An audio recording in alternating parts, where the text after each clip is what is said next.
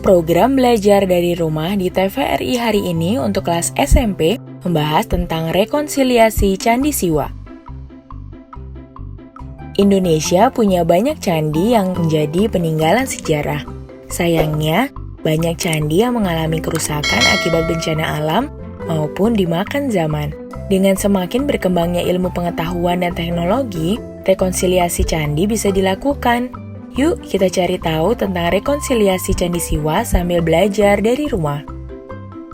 Hal yang mendorong perlunya studi keberlanjutan dalam pemugaran kompleks candi di Indonesia.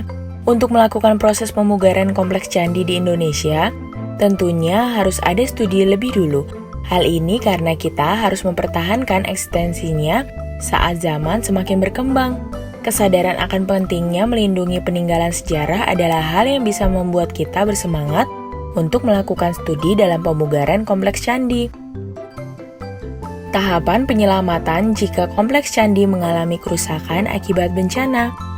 Langkah awal yang harus dilakukan setelah bencana adalah tanggap darurat dengan berbagai kegiatan, seperti pengamanan lokasi situs, sosialisasi dan publikasi kondisi candi setelah bencana, pembentukan tim task force untuk penyelamatan, dan koordinasi lintas sektoral, baik di tingkat daerah, nasional, maupun internasional. Langkah darurat selanjutnya adalah pendokumentasian, observasi kerusakan, identifikasi kerusakan, registrasi dan klarifikasi material yang runtuh, pembongkaran material yang rawan runtuh, serta pembuatan aksibilitas untuk penanganan lebih lanjut.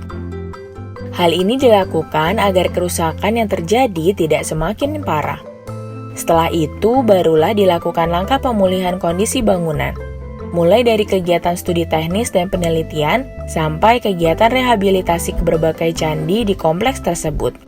Perencanaan pemulihan harus dilakukan secara teliti dan detail dengan melibatkan berbagai bidang ilmu. Alasan kita perlu melakukan penyelamatan terhadap kondisi fisik kompleks candi. Saat candi mengalami kerusakan, baik itu akibat dimakan manusia maupun bencana alam, kita harus melakukan penyelamatan terhadap kondisi fisik. Hal ini tentunya bertujuan untuk melindungi peninggalan sejarah supaya tetap eksis meski zaman sudah berkembang.